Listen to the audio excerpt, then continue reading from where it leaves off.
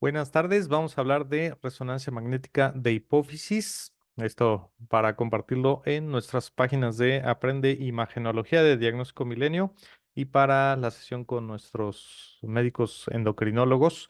Esta es una sesión enfocada a aprender acerca de imagen de la glándula hipófisis. Yo soy Omar González Gutiérrez, soy médico general por el Instituto Politécnico Nacional, soy médico radiólogo por parte del IMSS de la Universidad de Guanajuato y posgraduado en resonancia magnética por parte del Hospital Médica Sur, por parte de la UNAM.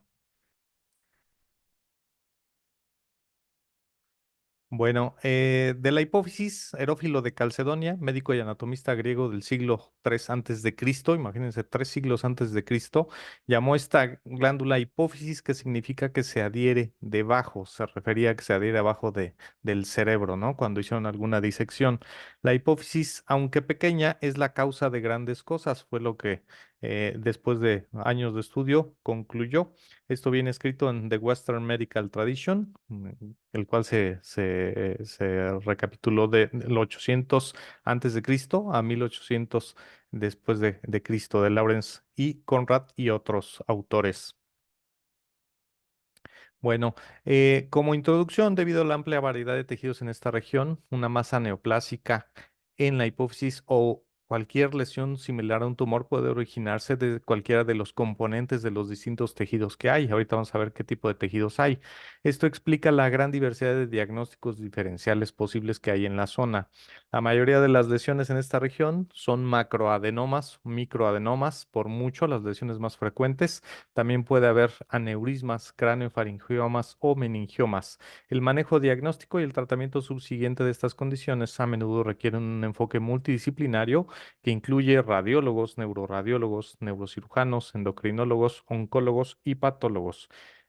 Una introducción a lo que es la anatomía y la fisiología de la glándula hipófisis. Como sabemos, está conectada con el hipotálamo. Directamente, la hipófisis posterior es una extensión del hipotálamo. La hipófisis anterior es más bien tiene un origen vestigial distinto que vamos a ver después. Aquí las funciones, la hipófisis anterior genera hormona de crecimiento que afecta a huesos, músculos y órganos para su crecimiento. Genera la prolactina que está encargada o va dirigida hacia las glándulas mamarias. Genera la hormona luteinizante, que se encarga de dar función a los ovarios y a los ovarios para generar estrógenos y progestágenos, a los testículos para dar testosterona. La hormona folículo estimulante, que actúa sobre los testículos y los ovarios también, para generar testosterona, estrógenos y progesterona. Y la hormona adrenocorticotrópica, que va hacia las glándulas suprarrenales para generar hormonas corticales. Por último, la hormona estimulante de la tiroides, que va hacia la glándula tiroides para generar hormonas tiroideas. De la hipófisis posterior, que como dijimos es una hormona o es una extensión de la hipófisis, del hipotálamo, perdón, se generan la vasopresina, hormona antidiurética que va hacia los riñones, y la oxitocina, que actúa sobre el aparato reproductor femenino y sobre las glándulas mamarias. Antes de continuar con esto, vamos a ver algunos ejemplos prácticos de algunos casos de hipófisis que tenemos por aquí para recapitular sobre su anatomía, que ya iremos ahondando más profundamente. Bueno, la glándula hipófisis pues, es una glándula muy pequeñita que se localiza en la base de cráneo, como bien lo dijimos, esta de un paciente joven de 21 años. Estamos viendo un corte sagital, secuencia T1. A nuestra derecha es esta que señalo, donde observamos la silla turca. Esta parte negra que vemos aquí, o hipointensa, es el seno esfenoidal con una neumatización transillar completa. Vemos aquí la glándula hipófisis con el infundíbulo hipofisiario, vemos el quiasma óptico, vemos la hipófisis posterior o neurohipófisis. Por detrás de esta pues, se encuentra el puente, el mesencéfalo, el clivus, que es esta porción ósea. Delante de ella se encuentra la vía aérea nasofaringe. Vamos a verla aquí en cortes axiales. Se fijan, los cortes que tenemos a nuestra izquierda son cortes muy gruesos de hasta 5 milímetros. Es por eso que a la glándula hipófisis se le tienen que hacer cortes más finos. Aquí ya afinamos los cortes a 2 milímetros y entonces ya podemos diferenciar de mejor manera las estructuras finas de la región sillar o celar. El CELAR viene de la traducción que hacemos del inglés, del CELAR o el paracelar. La traducción correcta, decía mi maestro neuroanatomista y neuroradiólogo, era sillar, pero bueno, eso ya es a criterio de cada quien. Lo he estado buscando por ahí para ver cuál es la correcta, pero no se refiere ninguna como más correcta que otra. Vemos aquí cortes sagitales de la glándula hipófisis en secuencia T1. El T1 lo reconocemos porque el líquido cerebroespinal es hipointenso, el líquido en el T2 es hiperintenso. En este caso está haciendo algunos vacíos de señal por la presencia de la circulación vertebrovascular. Y vemos aquí algo que nos llama la atención, que es cómo en la secuencia T1 la neurohipófisis tiene hiperseñal, la adenohipófisis o hipófisis anterior tiene hiposeñal o señal intermedia. Y en la secuencia T2 también la neurohipófisis es hiperintensa, la adenohipófisis es de señal intermedia, el infundíbulo es de señal intermedio, el quiasma óptico pasa por arriba, de tal manera que cuando tenemos algún crecimiento glandular o alguna tumoración hacia la región supracillar puede comprimir el quiasma óptico y dar algunos sintomatología visual. Vamos a cuadrar aquí con una secuencia coronal. Aquí estamos viendo los cortes como son de 2 milímetros. Estamos viendo, generalmente se les conoce como la porción derecha o el hombro derecho de la glándula, el hombro izquierdo, la porción central, el infundíbulo hipofisiario, el quiasma óptico que pasa por arriba o dorsal a la glándula. Debajo tenemos el seno esfenoidal, hipointenso, y estas dos imágenes tubulares que estamos viendo de frente son las arterias carótidas en su porción cavernosa. Esa porción cavernosa se llama así porque pasa por dentro del seno cavernoso. Por dentro del seno cavernoso, además de las arterias carótidas, pasan los nervios 3, 4, 6, 5, 1 y 5, 2, o sea, las ramas B1 y B2 del nervio trigémino. Entonces son estructuras muy importantes que cuando hay crecimientos de la glándula, pueden afectar dichas estructuras nerviosas. Vemos también la proximidad con las arterias carótidas ya cuando se hacen en su segmento intracraneal. Esta es la carótida interna antes de bifurcarse en cerebral media y cerebral anterior, de tal manera que cuando hay crecimientos aneurismáticos en esta zona pueden llegar a confundirse con tumoraciones de la glándula hipófisis. Dentro del protocolo de la glándula hipófisis tenemos también la secuencia dinámica, que es esta que estamos viendo aquí. Vamos a poner del lado derecho nuestros cortes sagitales y del lado izquierdo nuestro vamos a ver cómo ese corte que está en la porción más anterior de la glándula se repite varias veces porque es un corte dinámico. Estamos haciendo el mismo corte en distintas fases o en distintos tiempos después de la administración de contraste, de tal manera que podemos ver cómo va reforzando las distintas partes de la glándula hipófisis. Vean aquí cómo es hipointensa, después se va pintando a medida que el medio de contraste entra. Aquí se ve incluso el infundíbulo, cómo refuerza con el medio de contraste. Y después en la neurohipófisis también vean cómo el reforzamiento tiene que ser normalmente homogéneo. ¿Esto para qué? Esto es derivado de que las lesiones tipo adenomas o microadenomas, una de sus características generalmente es que tienen un reforzamiento tardío. Entonces, si viéramos aquí un microadenoma, veríamos una zona que no está reforzando independientemente de su efecto de masa. Y en algunos pacientes también se agrega alguna secuencia post-contraste general para ver no solo el reforzamiento sillar o glandular, sino también el reforzamiento de las estructuras adyacentes, como en este caso que estamos viendo las arterias carótidas internas en su segmento cavernoso, y todo esto que se ve hiperintenso al centro es la glándula hipófisis. Bueno, hecho este recuento anatómico en vivo, vamos a ver otro pacientito. Igual tenemos cortes generales para el cráneo. Después ya vamos adentrando los cortes hacia la región hipofisiaria. En este caso, vean cómo tenemos una silla turca más amplia con algunas zonas de retracción del piso sillar porque es un paciente con cambios posoperatorios de la región sillar. Vean cómo se ve aquí una resección parcial del hombro derecho o de la hemiglándula derecha, con cambios también un poco de retracción de la arteria carótida del lado derecho, seguramente por un abordaje transesfenoidal. Aquí vemos una hendidura por donde seguramente se hizo una resección parcial. Bueno, regresando a eso, a esa revisión, de esa revisión anatómica, ahora sí vamos a ver lo que es la teoría. La anatomía de la región, la hipófisis anterior o adenohipófisis, como ya lo vimos en las imágenes, el tejido glandular tiene intensidad de señal intermedia tanto en T1 y T2 antes de contraste. Es una estructura que no posee conexión directa con el sistema nervioso, funciona a través de la liberación de hormonas estimuladas por factores liberadores que provienen del hipotálamo y viajan a través del sistema portal hipofisiario, ¿sale? Entonces esto es importante. La hipófisis anterior o adenohipófisis está involucrada con el sistema portal hipofisiario. Por el contrario, la hipófisis posterior o neurohipófisis, que es la porción hiperintensa o blanca que veíamos, está compuesta por terminaciones axonales de las neuronas hipotalámicas que transportan hormonas peptídicas, en este caso oxitocina y vasopresina, directamente desde el hipotálamo para su liberación en la circulación. En la secuencia T1 de la resonancia magnética muestra señal alta por las vesículas de secreción ricas en proteínas dentro de las terminales axonales. Es el punto brillante de la hipófisis.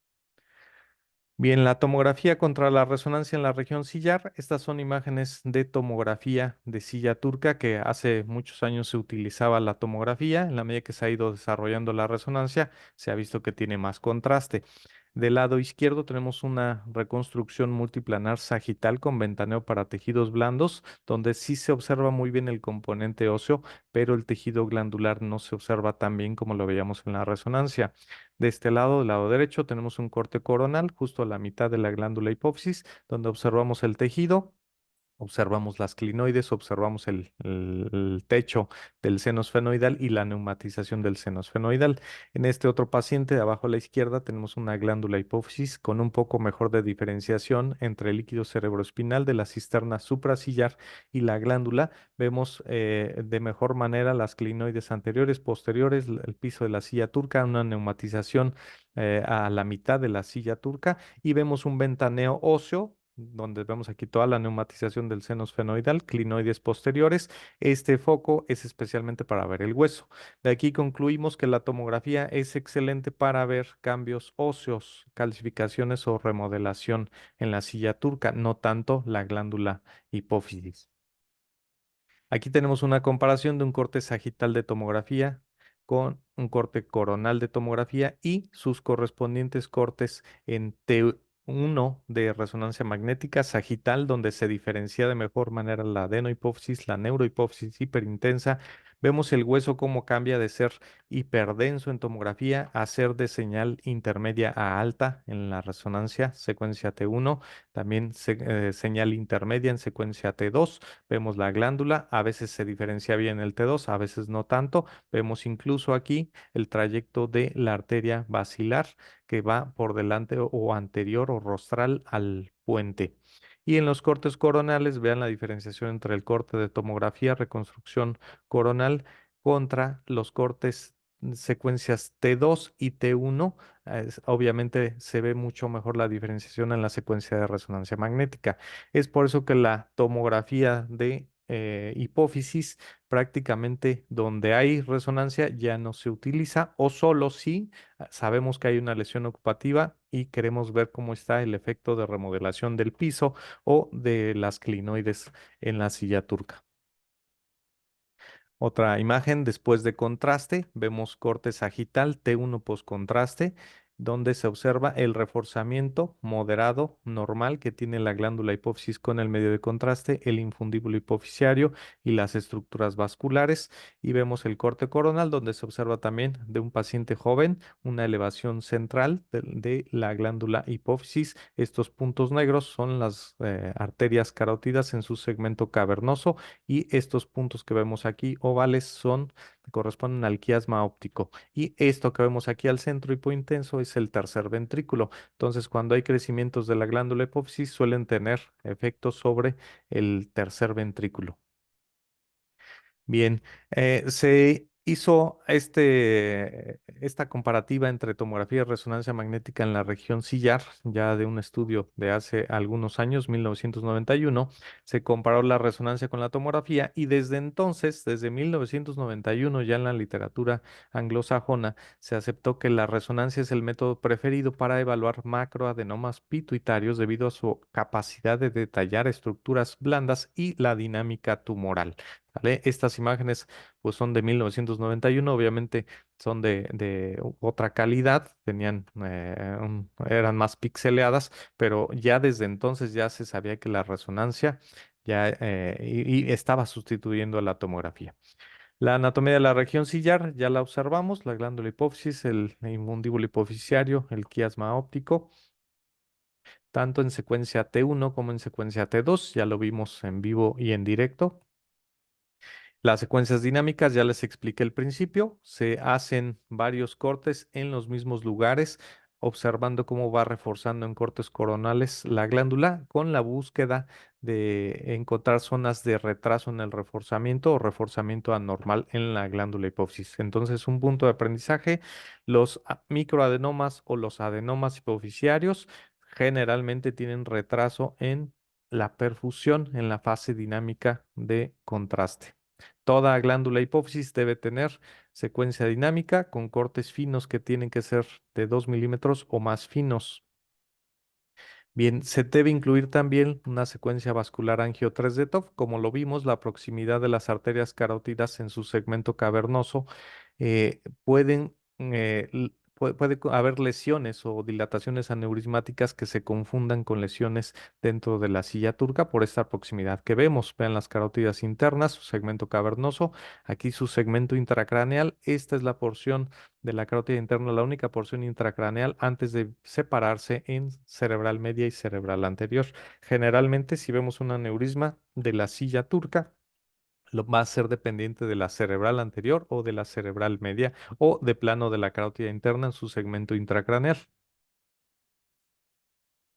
Aquí la secuencia dinámica de contraste, bueno, esto ya se las explicamos. Bueno, la técnica de imagen, recapitulando todo lo que vimos, ya sabemos que la resonancia de 1.5 Tesla o más debe ser con lo que se haga la resonancia. Un menor teslaje no tiene la capacidad para diferenciar de forma adecuada la hipófisis. Entonces, ya los equipos de 1.5 Tesla actuales tienen realmente muy buenas antenas para caracterizar de forma adecuada la hipófisis. El protocolo secuencias Turbo Spin Echo T1 y T2. El Turbo Spin Echo se refiere a la velocidad de las secuencias. Un Spin Echo son secuencias que generalmente duraban arriba de 5 o 6 minutos. El Turbo Spin Echo son secuencias que ya pueden durar 3, 4 minutos según las características de la secuencia y los parámetros. Se hacen en cortes sagitales y coronales generalmente. El FOV, el campo de visión, tiene que ser pequeño, con un grosor de corte menor o igual a 3 milímetros. Si se fijaron en nuestros estudios, lo estamos haciendo a 2 milímetros. Contraste de gadolinio que se utiliza tanto en la fase dinámica como post-contraste. La sospecha clínica o laboratorial generalmente es la de búsqueda de un microadenoma pituitario. Entonces, en las secuencias dinámicas se hacen en el plano coronal. Secuencias opcionales se pueden hacer con secuencias de difusión. En caso de que se encuentre algún tumor, se puede caracterizar con la difusión para verificar si hay restricción o no de la difusión. Secuencias volumétricas de alta resolución. Generalmente el T1 se hace en alta resolución post-contraste o el T2, pero más que nada el T1 post-contraste. Angioresonancia magnética, que es la secuencia que les demostré. Y la tomografía puede complementar a la resonancia magnética en caso de que se desee ver la anatomía del hueso esfenoidal y de los senos adyacentes. Si se desean ver calcificaciones tumorales o si se desea ver invasión tumoral de estructuras óseas adyacentes, también se puede recurrir a la tomografía en segunda instancia. Bien, dentro de las neoplasias y lesiones tumorales de la región sillar existen muchísimas. Los más comunes son los adenomas pituitarios, como ya lo mencionábamos, que pueden ser macroadenomas y microadenomas, y estos a su vez pueden ser funcionantes o no funcionantes. Funcionantes o no funcionantes se refiere a si están secretando hormonas, si están causando desajustes hormonales en el resto del cuerpo o no. La diferenciación para hablar de un macroadenoma y un microadenoma es 10 milímetros o 1 centímetro. Abajo de 1 centímetro es un microadenoma, arriba de 1 centímetro es un macroadenoma. Otras lesiones comunes de la zona son el cráneofaringioma, menos comunes los tumores de células germinales, los meningiomas, los quistes aracnoideos son muy comunes, los quistes de la hendidura de Radke, pero si se fijan hay muchas más lesiones, blastomas pituitarios, tumores primarios del lóbulo posterior de la hipófisis, amartomas hipotalámicos, las hipofisitis, los abscesos pituitarios, linfomas de la región sillar o celar y malformaciones venosas. ¿Sale? Todos los demás los estoy mencionando aquí, pero realmente vamos a hacer muy poca caracterización porque se van a ver raramente. Bien, aquí se subrayan en amarillo las lesiones más frecuentes, los adenomas pituitarios, por mucho la lesión más común, los meningiomas, que suelen ser frecuentes en la región sillar o suprasillar o provenientes de meningiomas del ala del esfenoides, los craniofaringiomas, que en tercer lugar representan una proporción significativa de las lesiones sillares y ahora vamos a aprender a diferenciarlas. Y mucho menos comunes, quistes de la hendidura de Radke, tumores de células germinales, amartomas hipotalámicos, tumores del lóbulo posterior de la hipófisis, linfomas y malformaciones venosas. De los adenomas, pues la ubicación y tamaño ya generalmente son lesiones intra y suprasillares cuando son grandes, clasificados como microadenomas menores de 10 milímetros o macroadenomas mayores de 10. La intensidad de señal en resonancia suelen ser isointensos, o sea, suelen tener el mismo color que el parénquima en la fase precontraste. Pueden ser hiperintensos en secuencia T2 y los microadenomas pueden mostrar hipointensidad en T1 y T2 antes de contraste, es decir, se puede diferenciar un microadenoma antes de mostrar contraste, pero no siempre. Con el contraste, generalmente los adenomas pueden tener reforzamiento homogéneo en los macroadenomas o pueden presentar un realce tardío o un realce diferencial o distinto respecto al tejido pituitario normal.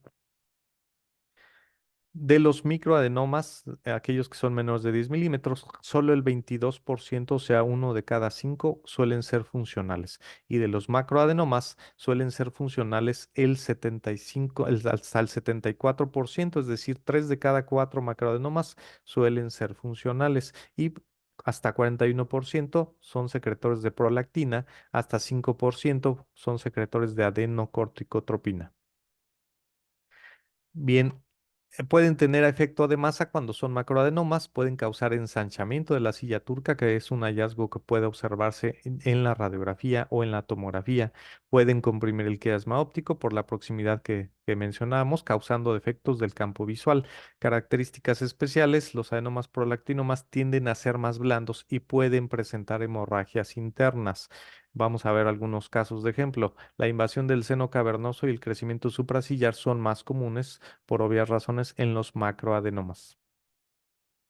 Bien, aquí un ejemplo de una imagen en coronal y en sagital post contraste donde vemos un defecto de perfusión central en la glándula. En el corte sagital lo vemos ahí entre la adenohipófisis y la neurohipófisis, una lesión de 3 por 2 milímetros. Así es como se ve de forma típica un microadenoma hipofisiario, de manera que si no hacemos estos cortes tan finos, podemos obviarlos. Vean aquí en este caso un ejemplo donde tenemos la adenohipófisis, neurohipófisis en una fase simple no se diferencia el tumor, pero con el medio de contraste se logra la diferenciación del reforzamiento tardío de la lesión sin efecto de masa sobre la región suprasillar. Signos indirectos de microadenoma, es decir, que podemos tener un microadenoma y no verlo, pero sí hay datos indirectos. Los datos indirectos que están más validados son cuando la altura de la glándula es superior a los 9 milímetros. Es muy común ver en pacientes jóvenes, adolescentes o pacientes de 19, 20 años femeninas, sobre todo, una glándula en la porción central muy alta, pero generalmente no supera los 9 milímetros. Cuando lo supera, eso puede ser un dato indirecto de un microadenoma. La excavación celar o sillar excéntrica de al menos 3 milímetros, que es esta que se está midiendo aquí, suele ser un signo indirecto confiable de un microadenoma oculto. Otros datos no tan confiables, la elevación asimétrica de un hombro, es decir, cuando vemos que una parte de la glándula está más alta que la otra, la lateralidad del infundíbulo, cuando vemos que además de eso el infundíbulo está desplazado hacia un lado, pues, pueden ser datos no tan confiables para verificar un microadenoma.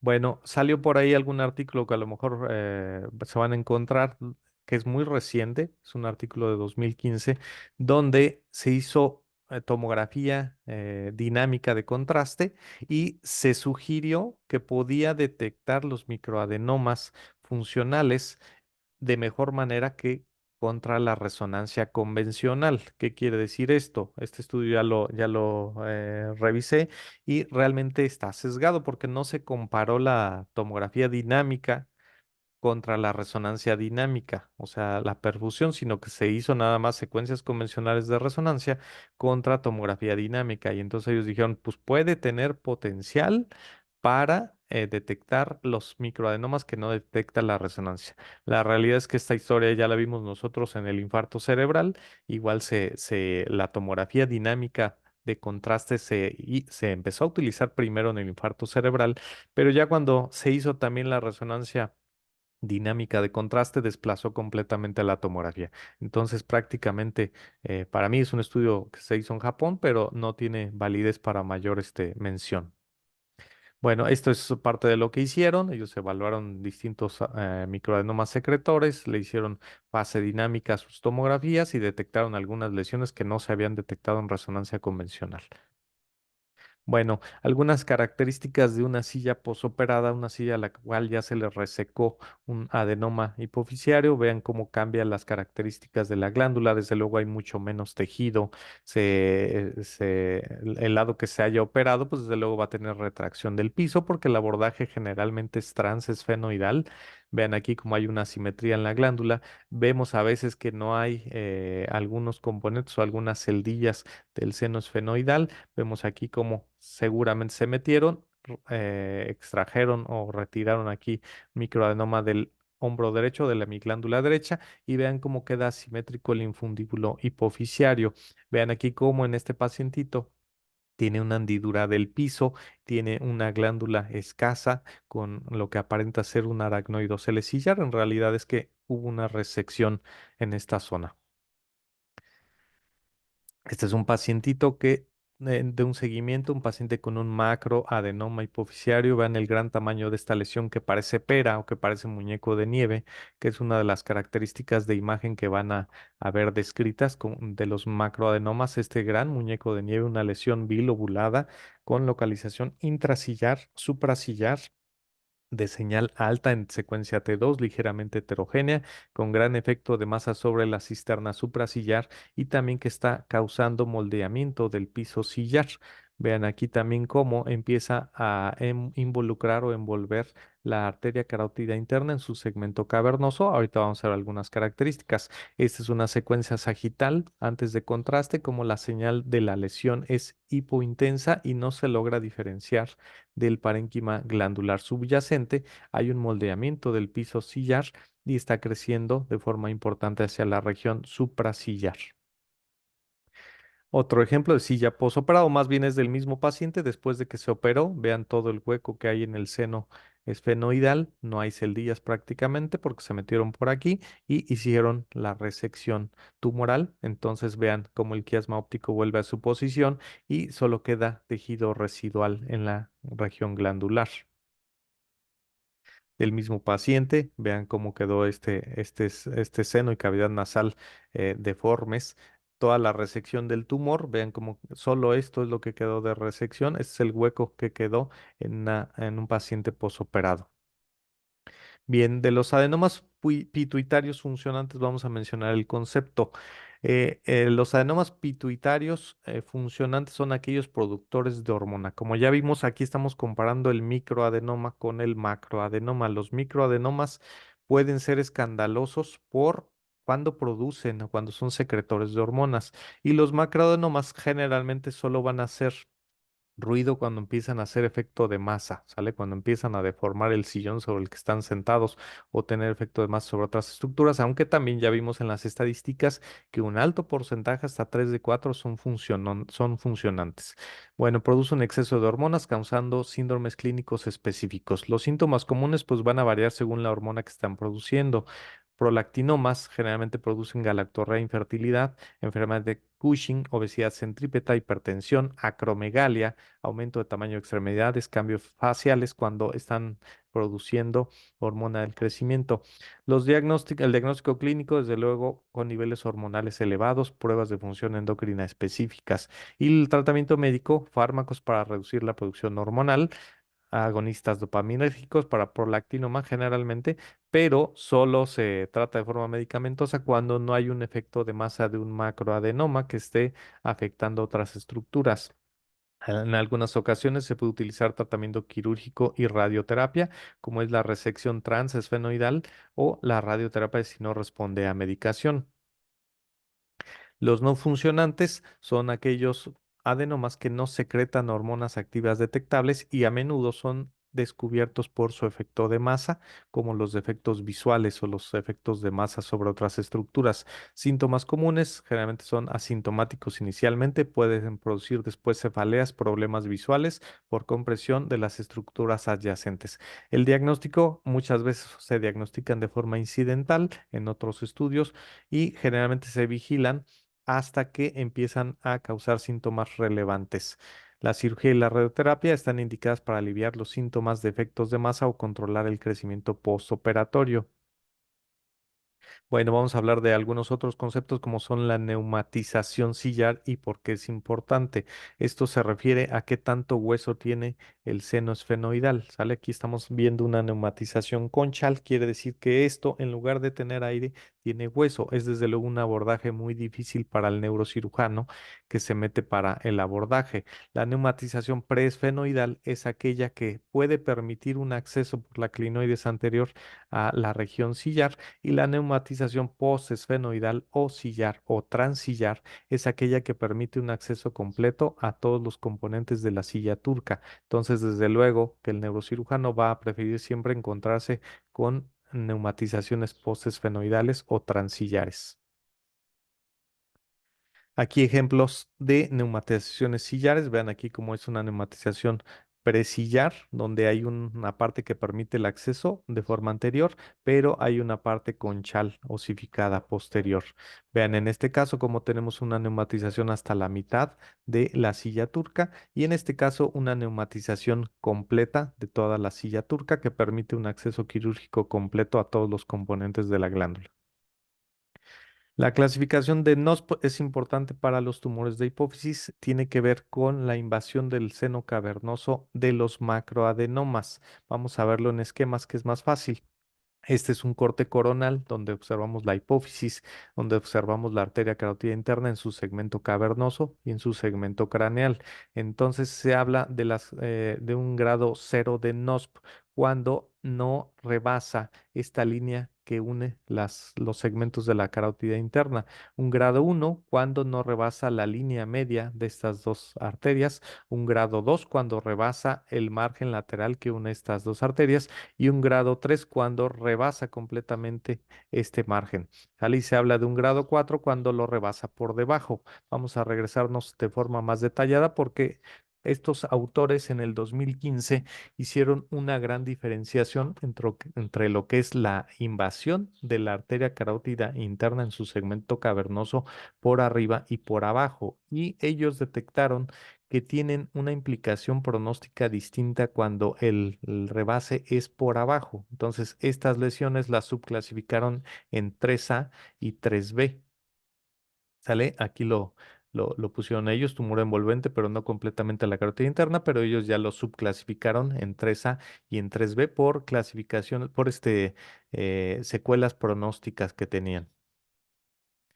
Bien, estas son sus conclusiones. Lo dividieron dado que los grados 3A tuvieron una invasión del 26,5% con tasas de GTR y ER, que es tasa de resección total y de remisión endocrinológica, altas para los grados 3A, vean, del 85 al 67%, pero los grados 3B tuvieron una invasión del 70,6% con tasas de resección total y de remisión endocrinológica mucho más bajas. De esta manera encontraron esa utilidad en diferenciar los 3A y los 3B.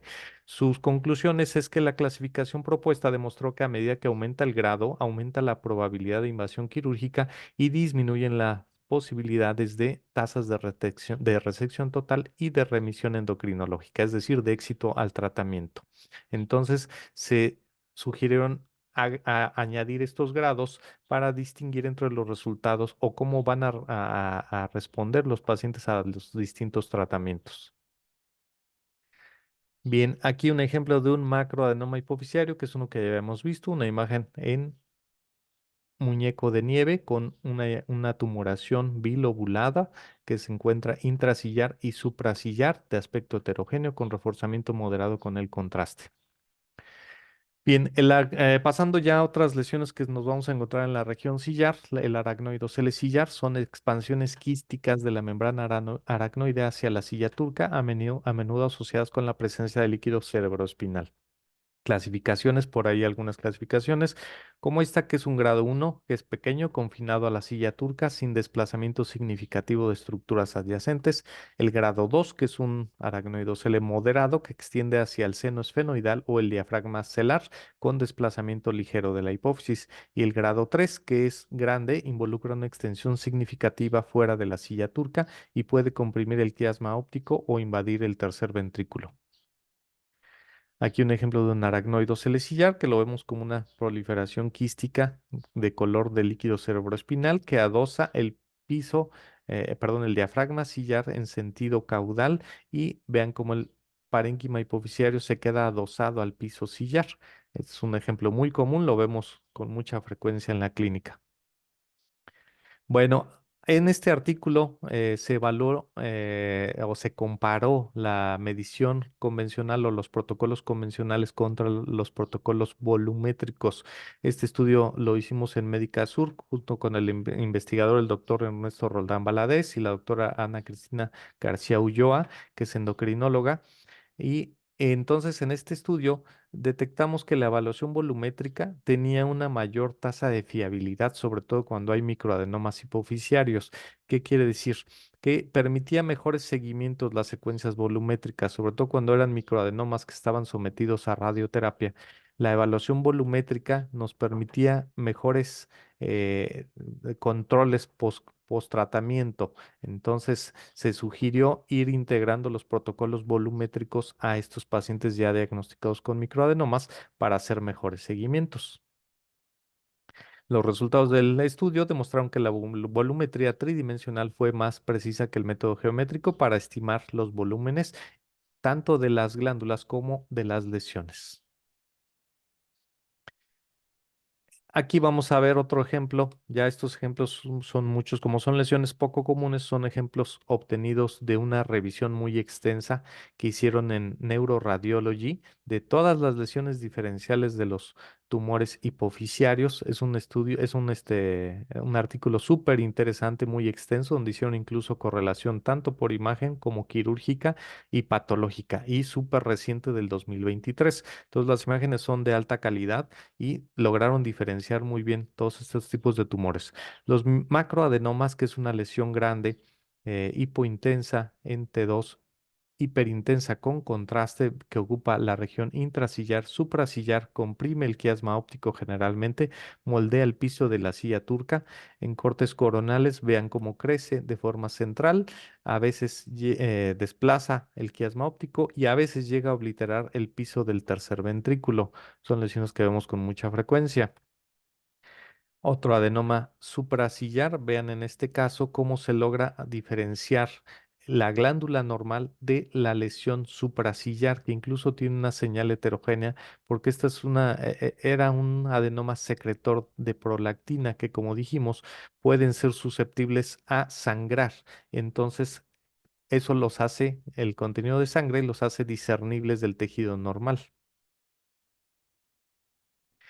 Un adenoma invasivo, son lesiones raras de ver, pero vean cómo el crecimiento tumoral se va hacia todo el seno esfenoidal, incluso parte de la clinoides, incluso empieza a levantar el margen posterior de la clinoides. Vean con el medio de contraste cómo refuerza de forma heterogénea toda esta lesión. Se ve cómo está el esqueleto del clivus, pero está infiltrado por la tumoración. Son tumores sumamente raros. La apoplejía pituitaria es cuando sangra una parte de la glándula hipófisis y entonces se pueden ver algunas zonas de señal heterogénea dentro de la glándula. Se pueden llegar a ver incluso niveles líquido-líquido o como en este caso, solo algunas señales lineales intralesionales. Un microadenoma secretor de hormona del crecimiento, donde se observa un engrosamiento sutil del hombro izquierdo de la hipófisis con lesión que presenta retraso en el reforzamiento, lo que les decía, vean cómo está elevado el hombro, pero también tiene una zona de retraso en el reforzamiento en la hemiglándula izquierda. Los craniofaringiomas, que son tumores benignos de lento crecimiento en la región sillar, son originados de los restos epiteliales de la bosta de Rathke, son clasificados como grado 1 por la por la Organización Mundial de la Salud, indicando su naturaleza benigna. Si se fijan, tenemos una lesión discernible del tejido glandular, una lesión que refuerza de forma importante con el contraste, márgenes lobulados y señal heterogénea en la fase postcontraste, es decir, sí tiene reforzamiento, pero es muy heterogéneo.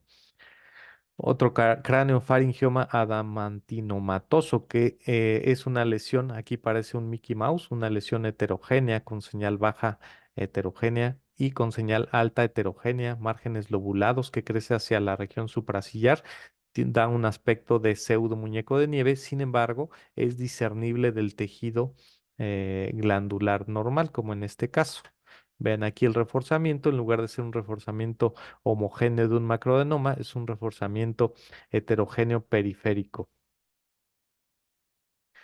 Otro cráneo faringioma, en este caso papilar, que se acompaña de microcalcificaciones o macrocalcificaciones intralesionales y tiene gran efecto de masa sobre el tercer ventrículo. Desde luego, estos pueden causar hidrocefalia de forma secundaria. Un caso de tomografía de un cráneo faringioma papilar donde se observan las múltiples calcificaciones y se observa la dilatación de los ventrículos laterales en las astas temporales y esto sí está caracterizado por tomografía. Otro tipo de tumores de la región sillar pueden ser los tumores de células germinales, son menos frecuentes, son neoplasias raras con pico de presentación entre los 10 y los 14 años, generalmente afectan la línea medio craneal, no solo a nivel sillar, sino en otras regiones.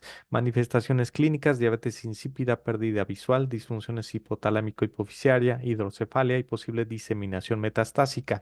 Ojo, estos tumores suelen tener diseminación metastásica con cierta frecuencia. Están divididos en dos grupos que son los germinomas y los tumores germinales no germinomatosos. El diagnóstico por imagen, como principal herramienta, la resonancia magnética. eh, Aquí sí se puede utilizar la secuencia difusión, donde estos tumores suelen tener restricción a la difusión, sobre todo por el componente de grasa que suelen tener. El tratamiento y el pronóstico va a depender del tipo específico de tumor de células germinales. Hay germinomas altamente sensibles a radio y quimioterapia, mientras que los no germinales requieren enfoques más agresivos. Aquí algunos ejemplos de tumor de células germinales. Vemos aquí una zona de reforzamiento, una zona de engrosamiento en el infundíbulo, pero se acompaña de otras lesiones en la línea media que refuerzan también de forma anormal en el corte sagital. Aquí estamos hablando a nivel de los colículos cerebrales. Vean cómo en la línea media hay una zona de reforzamiento anormal y acá también. Otros más agresivos, donde además de ver esta lesión intrasillar, suprasillar, vemos todo el reforzamiento que va a lo largo del cuerpo calloso y también hacia la línea media posterior. Vean aquí cómo hay diseminación hacia la parte interna de los ventrículos laterales. Vean todo este reforzamiento heterogéneo, una zona hipointensa central con reforzamiento heterogéneo periférico. Incluso en los atrios ventriculares hay zonas de diseminación tumoral que refuerzan. Bueno, otros mucho más raros, los tumores primarios del lóbulo posterior de la hipófisis, son neoplasias raras, grado 1 de la OMS. Surgen de variantes de pituicitos en el tallo infundibular y en la neurohipófisis, que como dijimos es una extensión del hipotálamo. Suelen tener inmunopositividad para TTF1, incluyen entidades como pituicitoma, oncocitoma de células fusiformes, tumor de células granulares y ependimomas sillares. Suelen presentarse similares a los adenomas hipofisiarios no funcionantes, incluyendo defectos visuales, hipopituitarismo y cefalea. Características de imagen van a ser masas sólidas bien circunscritas y su intensas o hipointensas en T1, y el manejo y diagnóstico diferencial, importante para diferenciar los adenomas hipofisiarios, craniofaringiomas, entre otros. Vamos a ver aquí algunos ejemplos de un tumor primario del lóbulo posterior, donde se ve un pituicitoma, que es una lesión suprasillar que refuerza y comprime el tercer ventrículo. Vean, no está tanto intrasillar, sino es suprasillar. Obviamente va a tener efecto de masa sobre el quiasma óptico y el reforzamiento es homogéneo con el medio de contraste. Incluso parece ser mayor que el del tejido de la adenohipófisis.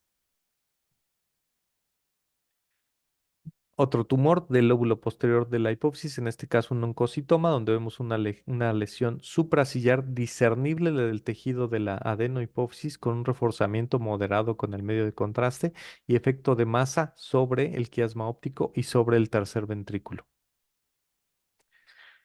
Otro ejemplo de un quiste aracnoideo intrasillar, donde observamos esta lesión que sería una grado 3 porque sí tiene un efecto de masa importante sobre el palénquima hipofisiario, al cual lo está desplazando en sentido dorsal y lateral izquierdo. Y vean cómo la señal es hipointensa en una secuencia T1 con contraste, es decir, no tiene un componente sólido que esté reforzando. Otra patología, la hipofisitis linfocítica, donde vemos una tumoración intrasillar, suprasillar, un engrosamiento del infundíbulo hipofisiario y una zona de reforzamiento heterogéneo hacia la porción inferior de la glándula hipófisis, donde está moldeando seguramente más de 3 milímetros el piso sillar en sentido inferior. Bueno, los meningiomas, que son también lesiones con cierta frecuencia, pueden ser grado 1, grado 2 o grado 3. Los grado 3 y los grado 2 siendo muy raros. Es desde luego la neoplasia primaria más común del sistema nervioso central, dependiente de las meninges. Se presenta generalmente en la sexta década de la vida. Surge de las leptomeninges, comúnmente en reflexiones durales, y casi el 40% se encuentran en la base del cráneo. De estos 40% que se encuentran en la base del cráneo, muchos están en la proximidad de las alas del esfenoides y algunos pueden presentarse en la región sillar, como en este caso un meningioma del tubérculo sillar, donde observamos esta importante lesión heterogénea de márgenes irregulares, espiculados, que presentan esta característica de tener cola meningia y además presentan el fenómeno de la suegra con el medio de contraste, es decir, que refuerzan de forma muy temprana, se quedan, el reforzamiento es muy intenso y se elimina de forma tardía. Entonces, estas curvas de reforzamiento características pueden caracterizarse con la secuencia dinámica de perfusión. Y algunos ejemplos de aneurisma de la arteria cerebral anterior, donde vemos esta lesión redonda, intrasillar, suprasillar, que muestra este artificio de señal en secuencia T2 y en secuencia T1. Esto es por la velocidad a la que viaja la sangre dentro, hace turbulencia y con el medio de contraste puede pintarse, puede verse hiperintensa. Cuando se hace la tomografía, se ve que está o es dependiente de la arteria cerebral anterior. Vean todo este reforzamiento y un reforzamiento importante al igual que el de los vasos adyacentes. Aquí otro ejemplo de un aneurisma, pero este dependiente de la arteria cerebral media. Vean cómo se viene la lesión aneurismática en tomografía y vean en secuencia T1 con contraste el artificio de flujo que se corrobora en una angiografía por subtracción digital. Los quistes de la hendidura de Radke, como ya vimos, son algunas lesiones más heterogéneas que suelen tener componente quístico, componente heterogéneo. El componente quístico no refuerza con el medio de contraste, pero el componente sólido sí, y son lesiones discernibles del parénquima hipofisiario subyacente. Bien, los quistes de la andíola de Radke, como ya sabemos, este es el origen embrionario del neuroectodermo. Se conforma la neurohipófisis y la adenohipófisis viene más bien de ectodermo faríngeo. Entonces es por eso que aunque están juntas en la anatomía del adulto, realmente tienen orígenes embriológicos distintos y por tanto su comportamiento es distinto. Bien, algunos cuadros para resumir. Finalmente, los adenomas hipoficiarios pueden ser clínicamente con síntomas de hiper o hiposecreción hormonal, causar cefalea, cambios en la visión por compresión del quiasma óptico. Los hallazgos de imagen van a ser masas intra o supracillares bien circunscritas, isointensas en T1, hiperintensas en T2, realce homogéneo tras el medio de contraste. Los microadenomas pueden mostrar realce tardío, a veces también los macroadenomas. Los meningiomas generalmente se manifiestan por efecto de masa, alteraciones visuales y compromiso de nervios craneales, dado que, como ustedes lo saben, los meningiomas son lesiones que son muy pegajosas, suelen ser como chicles cuando los saca el neurocirujano, entonces pueden tener compromiso de nervios craneales. Ya mencionamos tercero, cuarto, sexto par, quinto uno y quinto dos también. Los signos que lo pueden diferenciar son la cola dural, el engrosamiento dural y el reforzamiento homogéneo intenso y los cambios en el hueso subyacente. Los cráneofaringiomas, además del efecto de masa, alteraciones visuales, generalmente por imagen son lesiones quísticas con componentes sólidos y calcificaciones y los componentes sólidos muestran reforzamiento. Los quistes de la hendidura de Radke suelen ser asintomáticos hasta que tienen efecto de masa, ya condicionan cefalea, alteraciones visuales, suelen ser lesiones quísticas intrasillares, suprasillares y refuerzan o más bien realza el quiste tras la administración de contraste, pueden presentar ocasionalmente nódulos intraquísticos. Y bueno, como otras conclusiones, la evaluación de las masas sillares involucra la evaluación clínica para saber si hay alteraciones funcionales, glandulares y de imagen para diferenciar su origen. La resonancia magnética es la modalidad de imagen favorita. Nos va a caracterizar la ubicación de las lesiones, sus características de imagen y su relación con estructuras adyacentes. La tomografía es útil para ver calcificaciones o revelar invasión de estructuras óseas. Otras conclusiones. Los adenomas hipoficiarios, como ya los vimos, son masas intra o supracillares circunscritas, isointensas en T1, hiperintensas en T2, con realce homogéneo y a veces realce tardío. La diferenciación de meningiomas ya la mencionamos, la cola dural, el engrosamiento y el realce homogéneo intenso y los márgenes espiculados. Y la diferenciación con cráneos faringiomas, estas tienen generalmente componentes quísticos sólidos y calcificaciones, así como realce tras el medio de contraste y suelen ser más heterogéneas en los craneofaringiomas. Bueno, estas son todas las referencias que tomamos y hasta aquí dejamos la plática. Chicos, ¿están por ahí?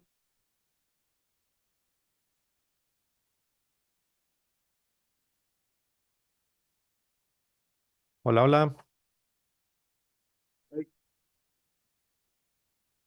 no sé qué le... ¿Escuchan? Hola, hola, escúchame, escúchame, escucha. ¿Escuchamos?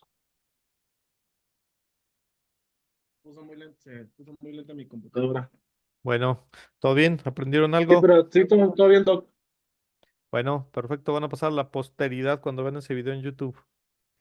Van a decir, ahí estuvimos nosotros. ¿Cuándo va a dar esta clase, Doc? De nuevo.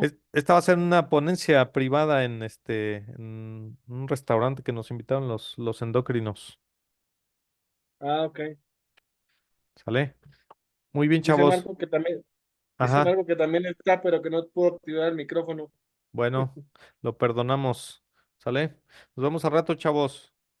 Sí, Doc, ahorita nos vemos entonces. Muchas Gracias. gracias. Adiós.